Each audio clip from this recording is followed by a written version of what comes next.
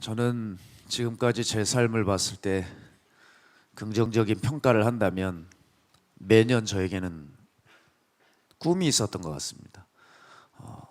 분명 하고 싶은 것이 너무 분명해서 그게 문제가 됐지 하고 싶은 것이 없었던 적은 없었던 것 같아요. 제 자신이 어느 날 이제 꿈을 품고 열심히 공부할 때가 있었습니다.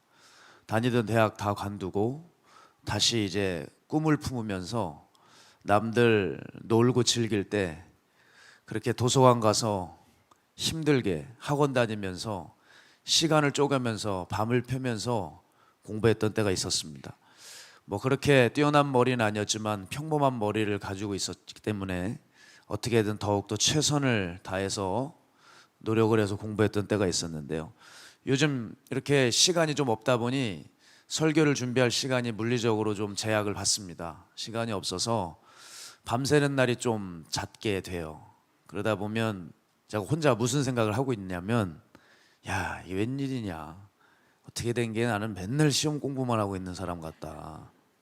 왜냐하면 이제 모든 공부가 다 접어지고 새로운 삶으로 이제 들어왔을 때 이제 그런 삶은 이제 없을 거라고 생각했는데, 하나님께서 이 일을 위해서 그때 그렇게 훈련시킨 것이 아닌가, 혼자 그런 생각도 합니다.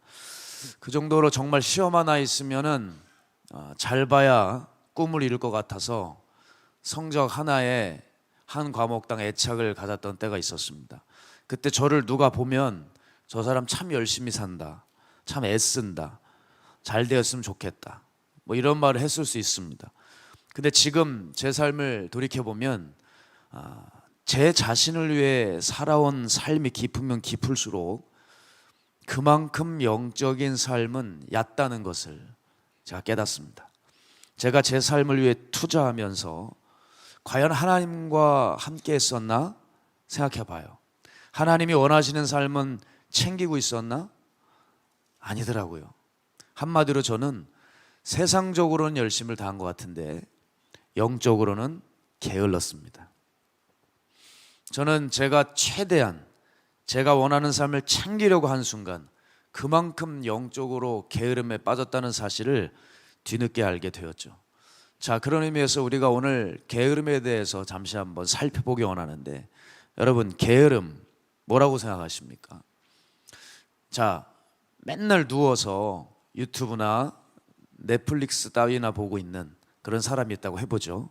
근데 갑자기 이 사람이 보고 있던 그 영상이 안 보이는 거예요. 왜 안 되지 하는데 인터넷 연결이 끊긴 겁니다. 그럼 이 사람은 어떻게 행동할까요? 이거 안 되네. 이거 왜 이러지? 에이, 고치기도 귀찮다.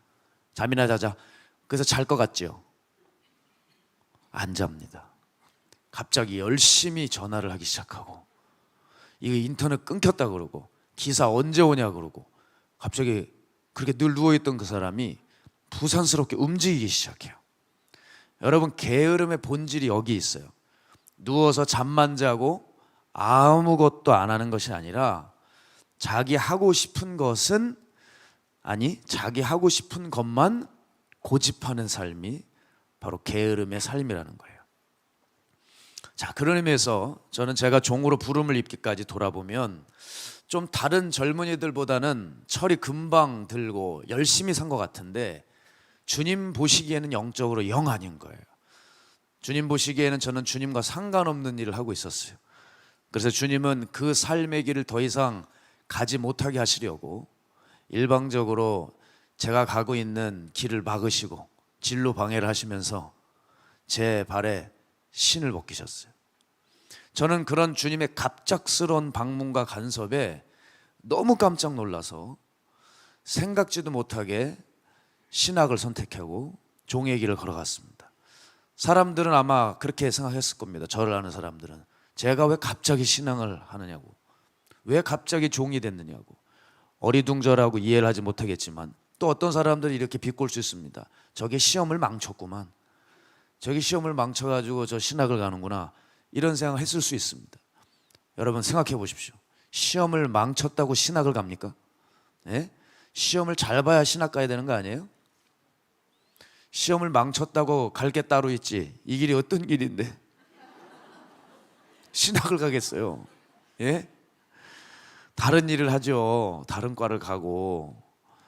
그렇게 부르심 앞에 제가 순종하고 결단했고, 그때 이래로 지금 마가야다락방교회 부임까지 제가 지금에서의 삶을 계속 많이 반추하고 돌아봅니다. 지금에서야 주님의 일을 조금 해드리는 것 같지, 저는 주님 만나기 전까지 교회 생활 했어도 주님 보시기에는 정말 영락없는 영적 빈털털이었습니다. 그런데 교회에서 보면 예전 저의 모습과 같은 사람들이 발견이 돼요. 제가 알고 있는 청년들을 보게 되면 이제 군대를 갔다 왔어요. 군대 가기 전에 열심히 다했던 친구들이라 내심 기대를 했습니다마는 제대하고 난 후에 교회에서 보이질 않아요. 뭔 짓을 하고 있는지 저는 알고 있습니다. 뭘 걔가 방구석에서 하고 있는지 알고 있어요. 이제 자기 하고 싶은 것을 위해서 인생을 투자하려고 하는 영적 게으름뱅이들이 있다는 것을 알고 있습니다. 그게 맞는 줄 알고 오랜만에 제대해가지고 세상 맛보니까 이게 눈이 뒤집히는 거예요. 또 잠깐만 자기를 위해서 살자, 잠깐만 좀 타락 좀 하자, 이런 마음으로 눈치 보고, 제 눈치 보고, 하나님 눈치 보고 버티고 있는 애들이 있어요. 잡아야죠. 여러분, 그뿐 아니라 요즘 물가를 넘어서, 치솟는 물가를 넘어서 경기 침체가 참 피부로 느껴지는 때입니다. 근데 저는 이런 때일수록 심히 걱정되는 것이 뭐냐면, 보통 사람이 사는 게 어려워지게 되면 믿음을 강하게 붙드는 것이 아니라 세상에 대한 강한 애착이 나타나기 마련이에요. 그래서 이제 교회에서 많은 교인들이 기도하실 때 기도하는 제목들이 자꾸 물질적인 것이 될까 봐 우려스럽고, 또 어떻게 해야 축복을 받고 번영하고 내 삶이 풀릴까 하는 그런 메시지들을 찾아 들으실까 봐 전 솔직히 우려가 되는 때입니다. 여러분, 그렇게 만약에 삶을 살아가 버리면 이거는 하나님과는 관계없는 영적으로 게으름뱅이들이 양산될 뿐이거든요. 하나님 나라에는 큰 적자가 나게 되고 교회는 영적으로 죽어갈 것은 자명한 일이에요. 따라서 우리는 항상 깨어 있어야 합니다. 시대가 어떻건, 사람들이 어떤 곡소리를 내건 우리가 말씀 안에 있는가, 하나님 안에 있는가 확인하셔야 될 겁니다. 오늘 그래서 여러분 자신에게 물어보셔야 돼요. 내가 예수님을 구주로 영접한 이후에, 내가 마가야다락방 교회에 와서 진리의 말씀을 들은 이후에 나는 정말 무엇이 달라졌는지를 확인하셔야 되고, 나는 영적인 교회에 왔다고 하지만 내 삶엔 정작 영적으로 부지런한 삶이 있는가 살펴보셔야 돼요. 특히 우리 교회는 잊지 말아야 될 것이 성화에 대한 말씀을 유독 많이 듣지 않았습니까? 우리 교회 유튜브 구독자들은, 이 채널을 이용하는 구독자들은 우리 교회의 말씀을 들으면서 이제 구원받은 자의 삶은 어떻게 살아가야 되는지에 대해서, 즉 성화의 삶에 대해서 얼마나 많은 중요성과 그것과 관계된 말씀들을 많이 들어왔습니까? 근데 과연 그것에 대한 노력이 있는지 모르겠어요. 성화에 대한 부지런함이 있는가? 아니면 또 성화에 나타난 열매에 대한 이야기, 어느 누구의 간증 이야기 들으면서 그냥 고개 끄덕거리고 동의하고 감동받았다 하고 그 귀동냥하고 있는 것은 아닌가 살펴봐야 돼요. 여러분, 우리 오늘도 예수님 닮아가려고 노력하십니까? 내 삶을 정말 영적인 삶으로 바꿔가려고 하십니까? 아니면 오늘은 2부를 갈까 3부를 갈까 그 생각으로 가득 차 계십니까? 2부로나 3부로나 그래봤자 제가 씁니다. 예. 그분께서 오시기까지는 계속 제가 씁니다. 보기 싫어도 어쩔 수가 없어요. 교회에서의 거룩한 모습을 원하십니까? 아니면 여러분 생활 전선에서 더 거룩하려고 애를 쓰십니까? 사실 교회에서는요, 다들 선하시고 성인 군자 같으세요. 물론 아닌 사람도 있습니다. 네, 너무 좋아하지 마세요. 그런데 여러분, 이 성화에 대해서 정말 부지런하시냐 말이에요. 저는 여러분들께 꼭 강조하고 싶은 말씀이 있습니다. 교회 안에서의 경건, 그것보다도 교회 밖에서의 경건을 추구하셔야 돼요. 교회 안에서의 정직함도 중요하지만 교회 밖에서의 정직함이 보여줘야 되고, 교회 안에서의 영향력보다 교회 밖에서의 영향력을 갖추셔야 돼요. 그것을 위해서 여러분, 오늘 이 예배는 교회 바깥에서 내 생활 전선에 선하고 영적인 영향력을 미치기 위해서 우리 잠시 모여서 무장하고 준비하는 거지, 여기가 본 게임이 아닙니다. 꼭 교회에서 생명 걸려고 그러는 사람들이 있어요. 직분 받을 필요도 없습니다. 사람들에게 인정 주목 받을 필요도 없습니다. 여기서 받아서 뭐 하시게요? 목사에게 인정받는다고 주님께 인정받습니까? 예배당 들어왔다고 우리가 천당 들어갑니까? 그거 아니잖아요. 그러니까 어디에 우리가 무게중심을 둬야 될지 지혜로운 우리 성도님들 되셔야 돼요. 교회 밖에서의 생활이 더 중요하잖아요. 제가 이번 주에 서울의 한 고등학교 채플에 설교를 해달라고 해서 다녀왔습니다. 자, 그 학교는 어떤 학교냐면 2000년도까지는 그 학교에 싸움 잘하는 애들이 많아서 학교의 이미지가 좀 불량스럽고 거칠고 사납고 무서운 이미지로 정평이 나 있는 학교였습니다. 그런데 2001년도에 미션 스쿨로 전환하게 돼요. 그러면서 이 학교가 기독교 학교로 되면서 매해마다 변화되고 성과가 나타나는데, 지금은요, 여러분, 지금은 그 서울 모 구의 명문 고등학교가 되었어요. 공부 잘하는 애들이 많아졌고 스카이대학, 소위 스카이대학 진학률이 꽤 높은 학교로 바뀌었더라고요. 제가 그 학교를 지나가는데 안에 들어가서 보는데 감동이 되는 게 있어요. 기도실 이렇게 써 있어요. 이렇게 봤더니 각 책상마다 성경책을 올려놨어요. 그러면서 그 안내해 주시는 분이 교장 선생님 뵈러 가야 된대요. 교장실로 가죠. 교장실로 갔죠. 가자마자 이렇게 액자가 걸려 있는데 학교 교훈의 첫 번째가 뭔지 아세요? 진실한 사람이 되라. 제가 진실이라고 하는 단어를 제일 좋아하거든요. 진실한 사람이 되라. 감동이 있었어요. 그리고 딱 봤는데 저를 섭외한 분이 누구냐면 교감 선생님이셨더라고요. 교감 선생님이 저를 추천해서 섭외가 돼서 거길 갔습니다. 갔는데 교감 선생님도 크리스찬, 교장 선생님도 크리스찬, 두 분이 크리스찬인데 믿음으로 똘똘 뭉쳐 계시는 거예요. 저는 어릴 적에 교감 선생님, 교장 선생님 하면 좀 큰 분들로 보여서 어려웠는데 이분들을 뵈니까 너무 친숙하고 평안해 보이시는 교인들이시더라고요. 이분들의 말씀을 듣는데 원래 이 학교가 미션 스쿨이 아니었다. 제가 찾아봤더니 그렇더라 하면서 대화가 시작됐는데, 이 학교가 본디 미션 스쿨이 아니라 이 학교에 부임해온 선생님들이 있을 거 아닙니까? 여기가 사립고등학교예요. 그러니까 이제 지원자가 있었겠죠. 자기들이 부임할 때는 기독교 학교가 아니었는데 갑자기 이렇게 바뀌니까 싫어하더래요. 반발하는 교사들이 있답니다. 그래서 지금도 그 교사들 중에 47%가 크리스찬 교사고 나머지는 크리스찬 교사가 아니래요. 그러니까 당연히 이분들은 종교가 기독교가 아니니까 채플 같은 데 오시지도 않아요. 저는 이제 어쨌든 이 미션 스쿨의 학생들은 또 얼마나 귀할까 해가지고 강단에 올라와서 설교하는데 솔직히 무너졌어요, 마음이. 와, 두 파로 나뉘어졌는데 고등학교 2학년 아이들이었거든요. 한 40명만 예수님 믿고 그 나머지 한 260명, 70명 애들은 다 불신자예요. 설교를 하고 있는데 떠들고 장난치고 어떤 애는 조롱하고 야유를 해요. 저걸 마이크로 가서 까? 이런 생각 할 수는 없지 않습니까? 그래서 야, 너 일어나. 일로 와. 너 여기 앉아. 넌 이름이 뭐야? 그러면서 넌 오늘 너를 위해서 내가 설교하는 거야. 알겠니? 그러면서 이제 아주 부드럽게 그렇게 설교를 했습니다. 믿어주십시오. 아주 부드럽게 했어요. 제가 정말 부드럽게 했어요.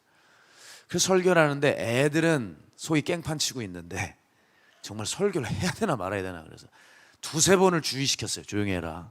야, 나 좀 이따 간다. 우리 한 번 보고 안 볼 사이야. 내 얘기 잘 들어. 그래서 제가 좀 얘기 분명히 했죠. 앞으로 50년 뒤에 여기는 대부분이 다 지옥 갈 거야. 근데 반으로 줄이기 원해. 3분의 1로 줄이기 원해. 제가 분명히 얘기했어요. 그랬더니 우 그러더라고요. 지옥은 또 가기 싫은 거예요. 하여간 요즘 아이들이 참 그렇더라고요. 듣기 싫으면 우리 때 같으면 눈 감고 또 딴 생각하거나 자거나 이랬을 텐데 표현을 해요 요즘 애들은. 그러면 학생 인권 조례인지 뭔지 그런 것 때문에 지 선생님들한테 하던 버릇을 나한테도 하는지 모르겠지만 안 통하지. 짤없지. 그럼요. 할 얘기 다 하고 왔습니다마는 애들은 그래요. 근데 예배를 마쳤는데요, 교장 선생님, 교감 선생님이 세상에, 전 몰랐어요. 끝까지 앞자리에서 앉아 계셨더라고. 가시지도 않고 그렇게 경청을 하시고, 끝나고 뭐라냐면 꼭 필요한 말씀을 우리 아이들에게 해줘서 감사하대요.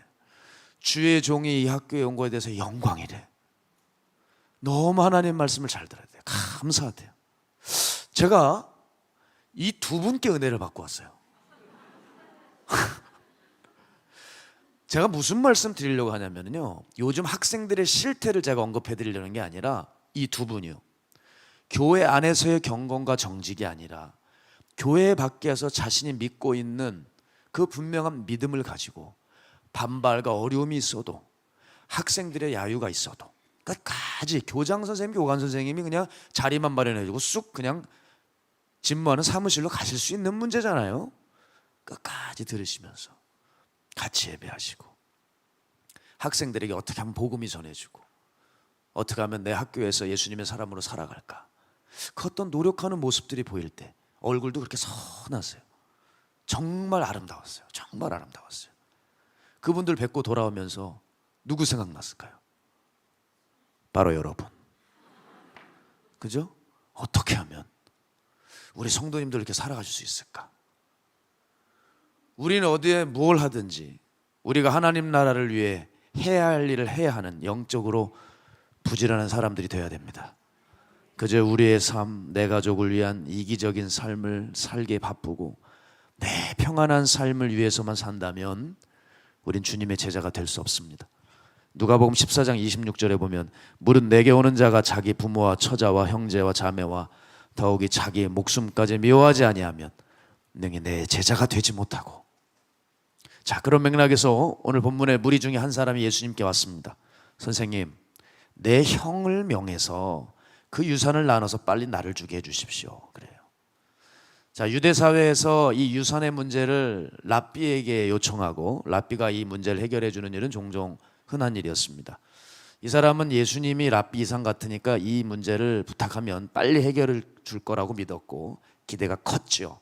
예수님이 나를 옹호해줘서 내가 그 유산을 빨리 받아야 되겠다.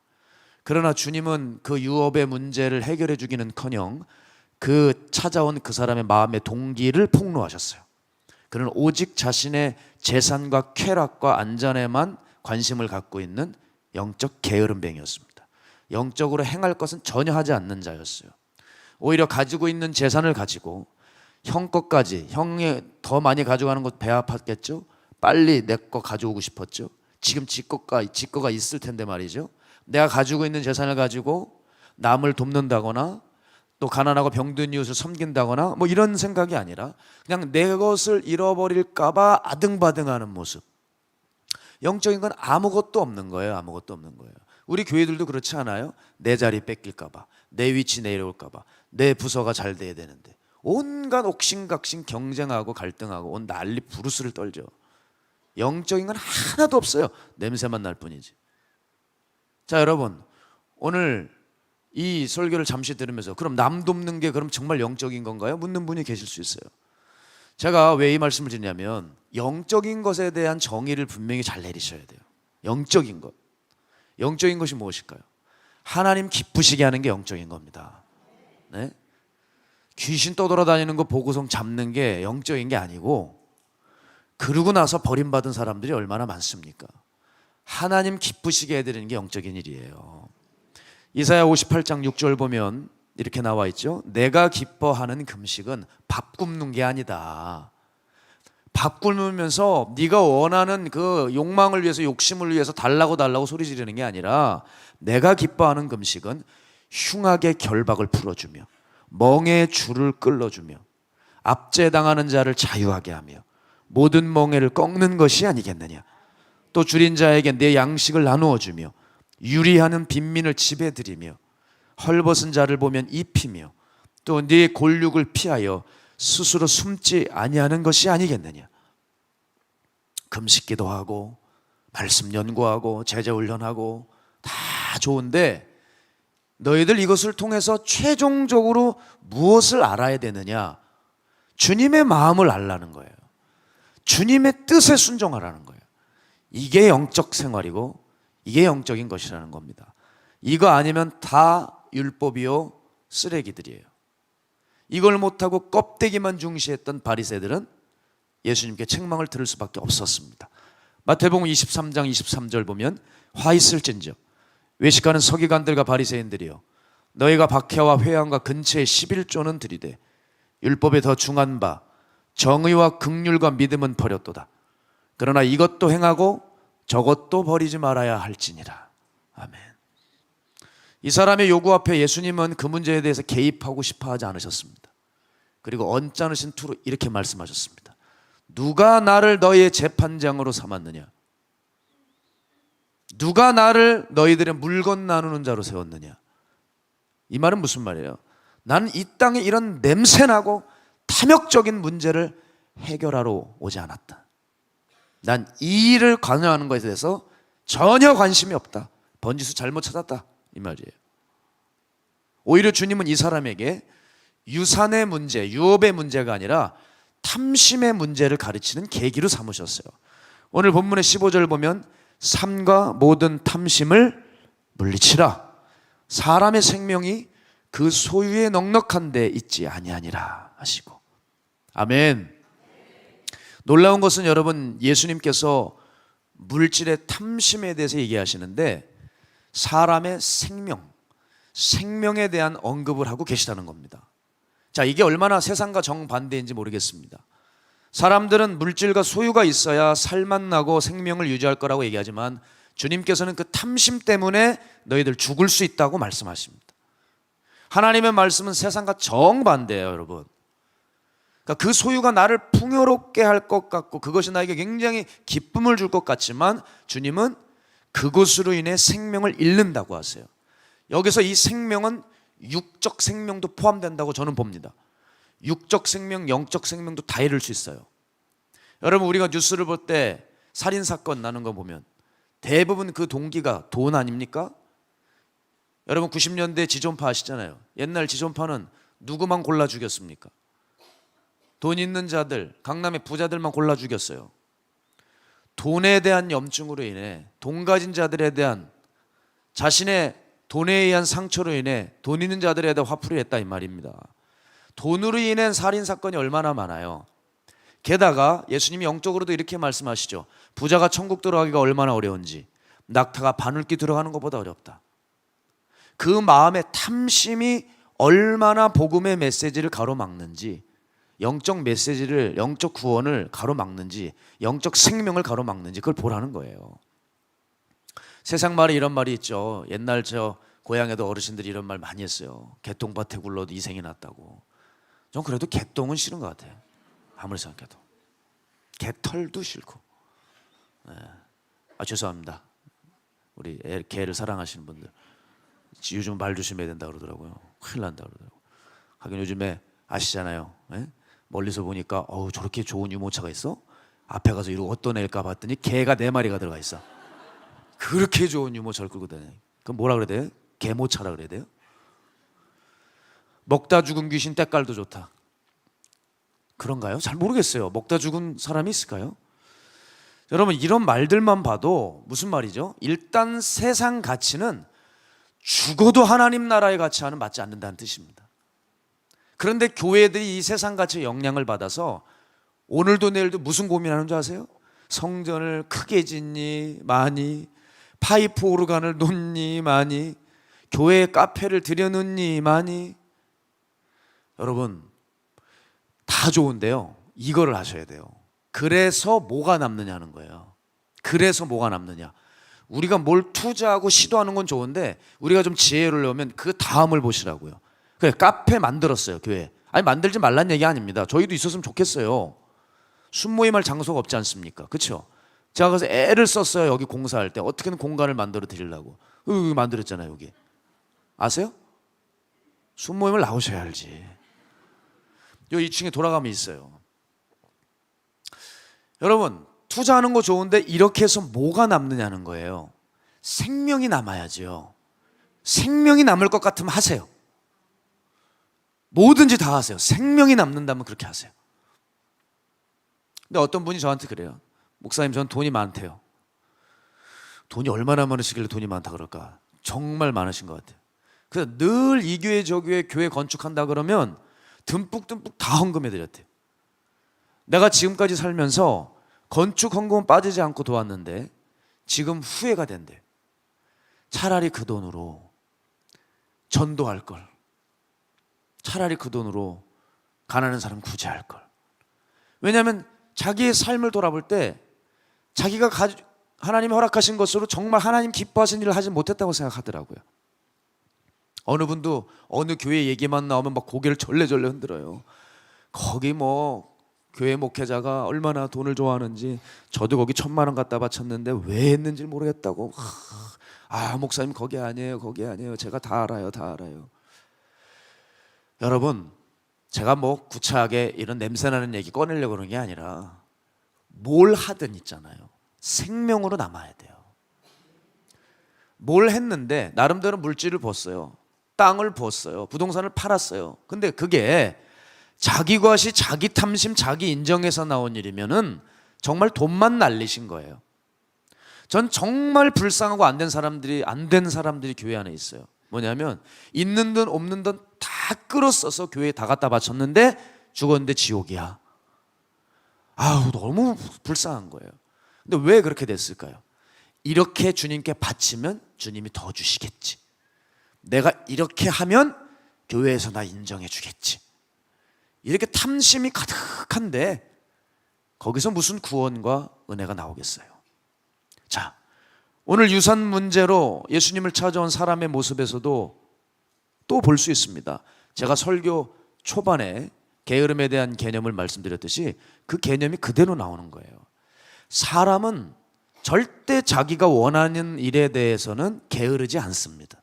어떻게든 하고 말아요. 하나님에 대해서만 게으른 거예요. 여러분, 요즘 현대인들은 입에 달고 사는 이야기가 있어요. 피곤하다, 힘들어 죽겠다 그래. 못 살겠다. 그렇게 못 살겠고 피곤하고 괴롭고 힘들어도 보고 싶은 드라마는 소파에 가서 누워서 본다고요. 그런데 금요철야 목요철야는 못 나와요. 그렇게 죽을 것 같은데 드라마는 보시면서 기도할 시간은 없어요. 그러니까 게으름은요, 안 움직이는 게 아니라고요. 하나님을 위해서 안 움직이는 거예요.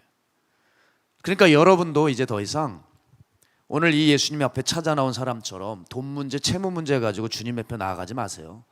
주님 거기에 별로 관여하고 싶어 하시지도 않아요.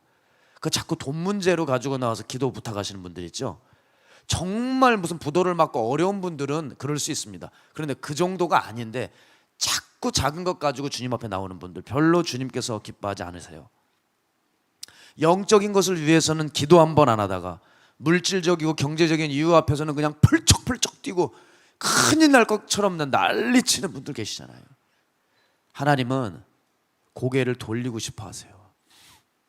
그것은 곧 그 마음에 무엇을 정말 사랑하는지를 다 보여지고 있는 거 아니겠습니까? 오늘 여러분들께서 점검하셔야 될 것이 있습니다. 내가 무엇을 보고 듣고 쥐고 무엇을 하고 계시든지 그것이 생명으로 이어져야 됩니다. 아멘이죠? 생명으로 이어져야 돼요. 자, 예수님은 부자의 비유를 들어 거기 있는 사람들과 찾아온 그 사람을 가르치십니다. 여러분 잘 아는 부자의 비유예요. 밭에 소출이 대단했던 부자. 웬일인지 어쩐일인지 수확이 계속 잘 돼. 그때 이 부자가 어떤 마음을 갖죠? 자족하는 것이 아니에요.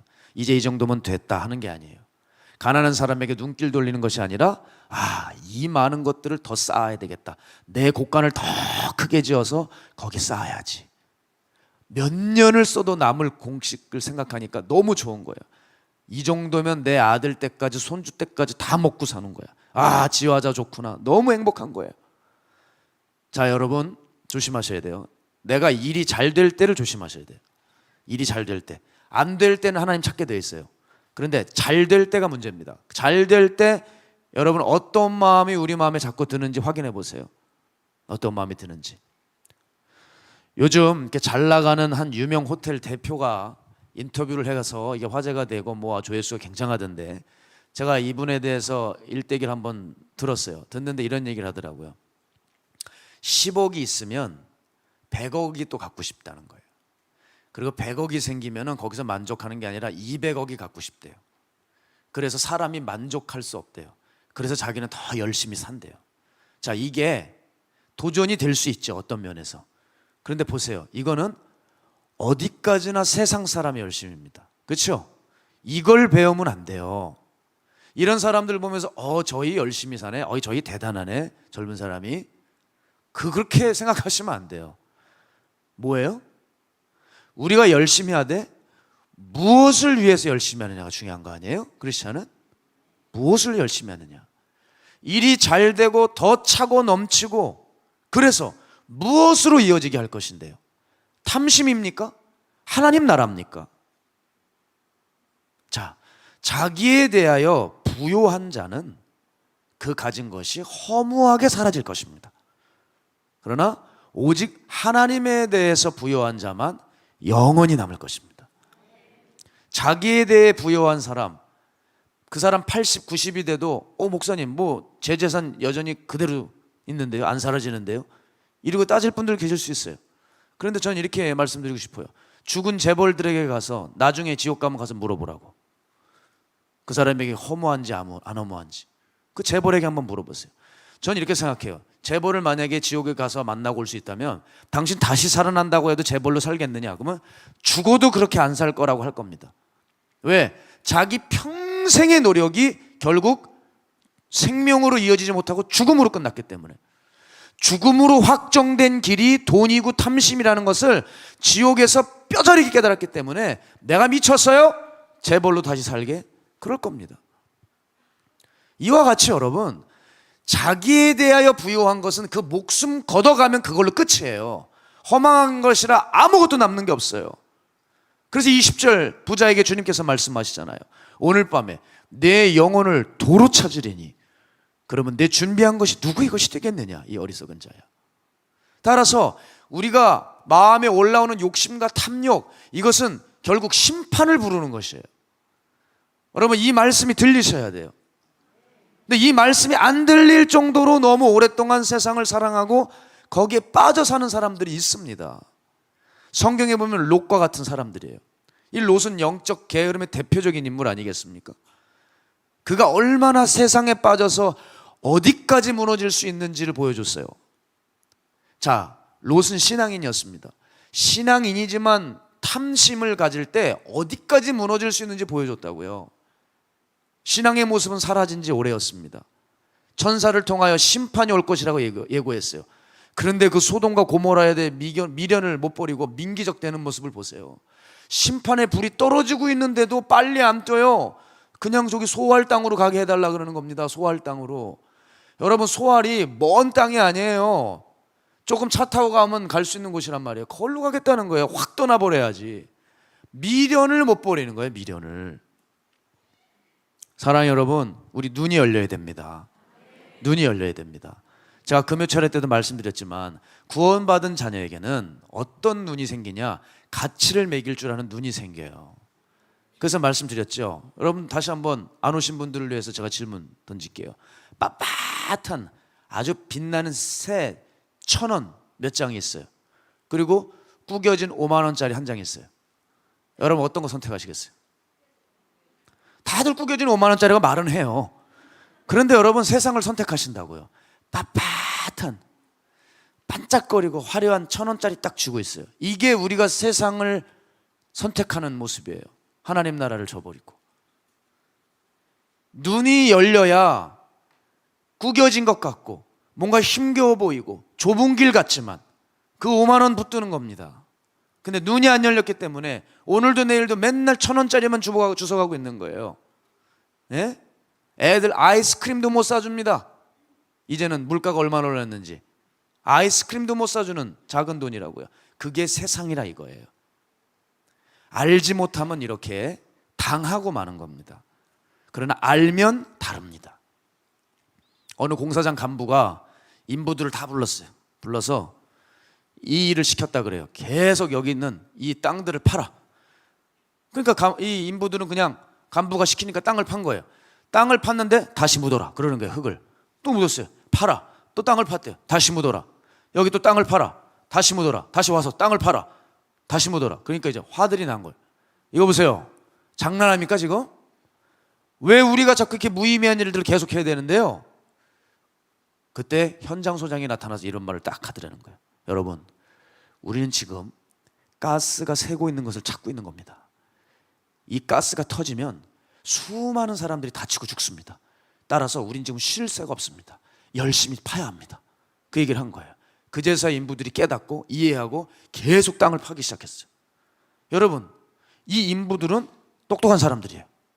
알아차린 거예요. 이제 우리가 이걸 왜 하는지, 이거 안 하면 수많은 사람들이 잘못될 수 있구나 깨달은 거예요.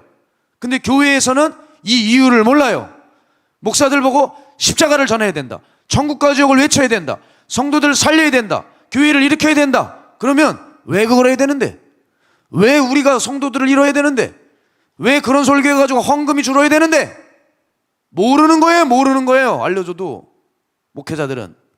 성도들은요, 왜 탐심을 버려야 되는지, 왜 십자가를 붙들고, 왜 자기를 부인해야 되는지 하다가 도저히 못하겠어요. 이거 한다고 뭐가 달라지는 거예요? 왜 사람을 이렇게 괴롭혀요? 우리가 이렇게 산다고 누가 뭐 알아주기나 해요? 더 이상 못하겠어요. 이거 교회 옮겨야 되겠네. 맨날 이런 얘기만 해. 여기 계실걸요? 계실 거예요. 또 슬슬 이제 1년 듣다가 어떠란 얘기냐.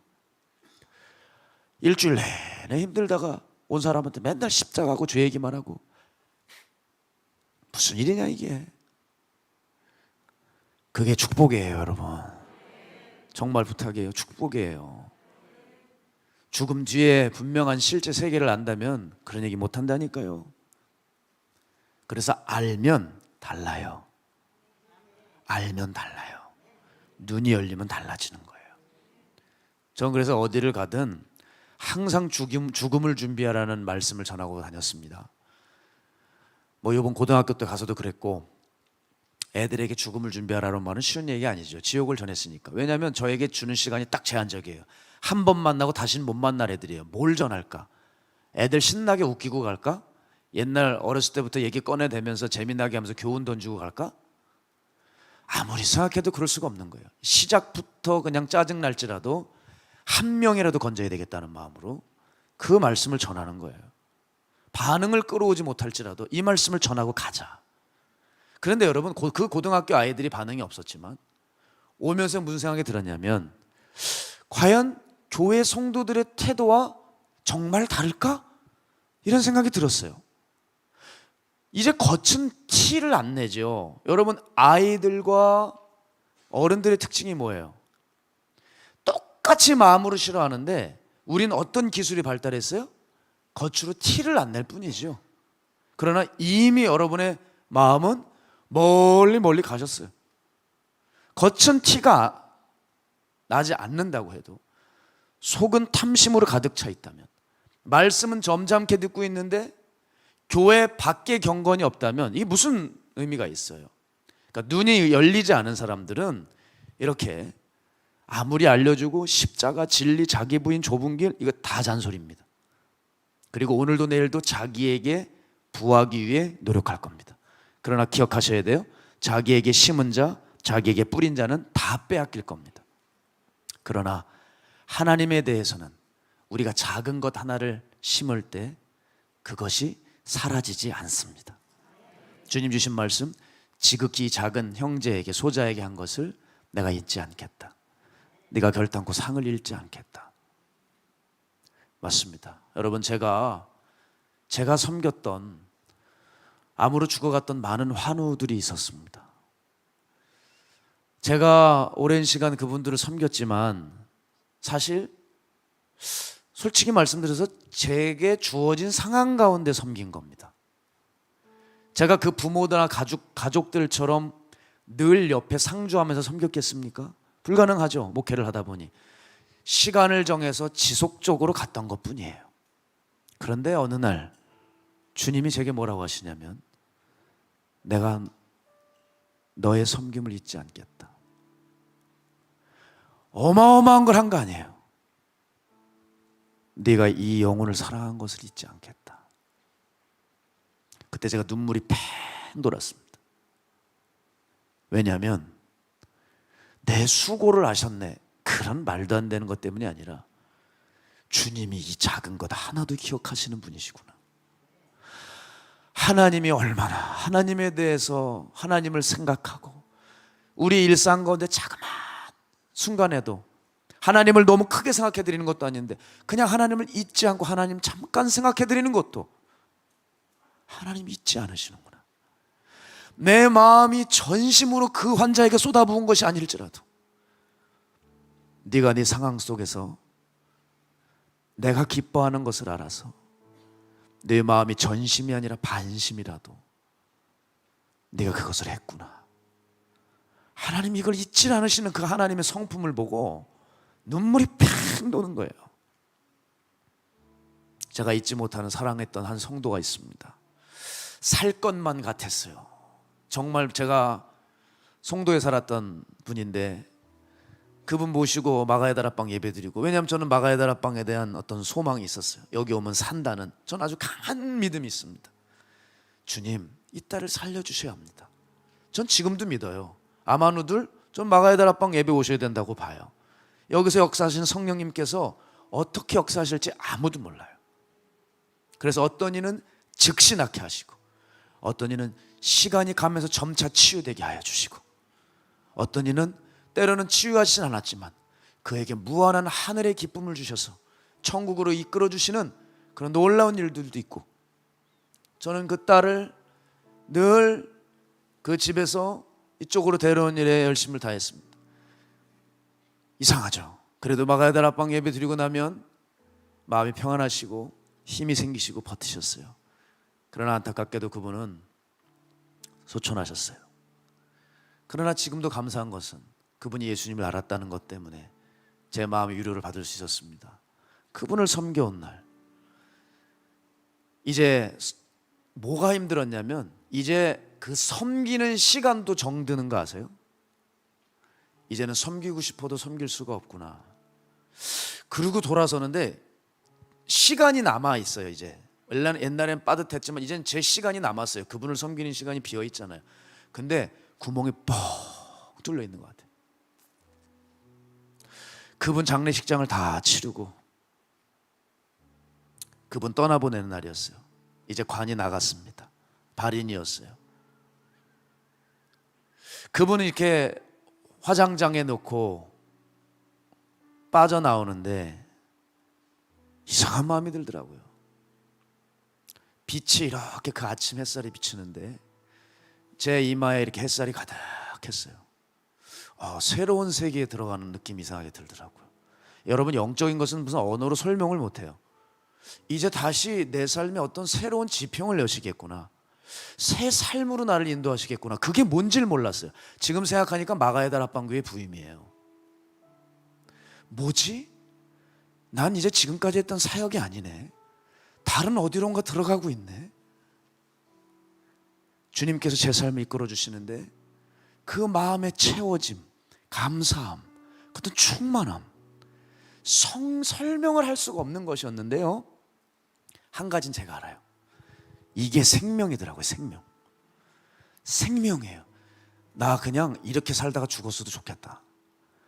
그 생명으로 뭔가 깊이 들어가는 그 뭔가 숙연하고 설명할 수 없는 영적인 세계로 저는 그렇게 걸어가는 것 같았어요. 사람들이 봤을 땐 이제 다 마치고 주차장 바닥을 걸어 자기 차로 들어가는 것 같았지만 저는 아니었습니다. 어디론가 들어가고 있는 것 같았어요. 그때 깊이 깨달은 것은 뭐냐? 그렇구나. 하나님에 대한 것들은 작은 것이라도 다 쌓이는구나. 그리고 하나님께서 이것을 주님의 때에 갚으시는구나. 그리고 그것은 빼앗기지 않아요. 여러분, 결코 빼앗기지 않습니다. 지금 내가 죄를 졌다 할지라도요, 예전에 쌓아뒀던 것들 있죠, 하나님 그것을 기억하셔서 이 죄도 용서하시고 또 이끌어 주시는 경험도 있는 거예요. 놀라워요. 저 하늘에게 보화를 쌓아라. 주님 말씀하셨어요. 저 하늘에 보화를 쌓아라. 저긴 좀과 동록이 해하지 못하고 도둑질하지 못하느니라. 맞습니다, 여러분. 못 가져가요. 절대 빼앗아 가지 못해요. 나사로를 보세요. 그가 거지로 죽어가며 하나님을 예배했습니다. 누가 보면 저 거지가 뭘 그렇게 하나님 앞에 대단한 거 했겠냐 싶지만 그의 업적은 성경에도 사실 없어요. 누가 보면 없습니다. 그러나 그는 분명 마음으로 하나님 예배했던 사람이에요. 그러니 죽어 아브라함의 품에 안겨서 영원히 위로를 받지 않습니까? 하나님이 기억하신 거예요. 작은 마음으로 부자의 상에서 떨어지는 그 부스러기를 주워 먹으면서도 아마 감사함으로 하나님 예배했겠죠. 그걸 잊지 않으시는 거예요. 나사로를 천국으로 이끄시는 거 보세요. 기억하십시오. 우리가 세상의 것을 탐하고 마음에 둔 만큼 우린 영적으로 그만큼 게을러집니다. 이제 우리는 우리를 살리려고 하시는 하나님의 말씀, 이 생명의 말씀 앞에 늑장 부리는 일이 없어야 될 것입니다. 이제 말씀을 듣고도 아직 세상의 삶이 좋다면 그저 우리에게 남은 것은 저주를 불러오는 다 빼앗긴 삶, 영적 빈털터리의 삶이 될 것입니다. 사랑하는 성도 여러분, 오늘 시간에 이제 우리의 생명이 어디서 오는지 확인했으면 좋겠어요. 우리 자기에 대해서 부여한 삶을 이제 청산하고 좀 이제는 하나님에 대해 부여하고 하늘에 좀 쌓아두는 삶을 삽시다. 그래서 어느 누가 봐도 우리가 교회 안과 밖의 삶이 일치할 수 있는 거룩한 성도 여러분들 되시기를 주님의 이름으로 축복합니다. 우리 시간 함께 이 찬양하면서 주님 앞에 예물을 올려드리며 나가겠습니다. 내가 내 영혼에게 이르되 영혼아 여러 해 쓸 물건을 많이 쌓아두었으니 평안히 쉬고 먹고 마시고 즐거워하자 하리라 하되 하나님은 이르시되 어리석은 자여 오늘 밤에 내 영혼을 도로 찾으리니 그러면 내 준비한 것이 누구의 것이 되겠느냐. 주님, 참으로 두려운 말씀입니다. 내가 내 상황을 어떻게 규정하고 사람들이 나에 대해 어떻게 평가를 하건 그것은 정말 의미가 없습니다. 하나님이 우리에 대해서 무엇이라고 규정하시는지, 우리가 자랑하고 있는 그것, 오늘 내 영혼을 잃어버린다면 그게 도대체 무슨 소용이 있겠습니까? 나에 대하여는 부자이고 하나님에 대해서는 영적인 것에 대해서는 빈궁한 우리들의 삶이 이제는 십자가 앞에서 철저히 못 박여지고 진정으로 회개하여 나에 대해서는 너무나도 가난하고 인색하되 하나님에 대해서는 너그럽고 풍성하고 열매 맺고 부요한 우리 거룩한 마가의 다락방 성도들 되게 하여 주십시오. 교회 안의 경건과 정직은 때로는 의미 없을 수 있습니다. 교회 밖에서의 경건과 정직과 영향력으로 하나님 앞에 영광 올려드리고 맡기신 선한 일의 열매를 거두며 죽어가는 영혼들을 살리게 하여 주시옵소서. 여기 이 성도들이 이제 세상으로 파송을 보내는데 주여, 겉모습을 보고 속지 않으신 하나님, 외모를 보지 않으시고 마음의 중심을 보시는 하나님 앞에서 내가 뭘 사랑하고 기뻐하는지를 내가 잘 알고 있다. 자기에게 부여한 자가 이와 같이 심판을 부를 것이다. 저주를 부를 것이다. 주님, 두렵고 떨림으로 다시 우리의 구원을 이뤄가며 하나님에 대하여 부여한 자로 살겠사오니 세상 나가 주의 말씀과 믿음으로 승리케 하여 주시옵소서. 그 마음으로 예물을 올려드린 손길 기억하사 주의 눈길이 머무는 그곳에 온전히 부어져 그곳에서도 생명이 남게 하여 주시옵소서.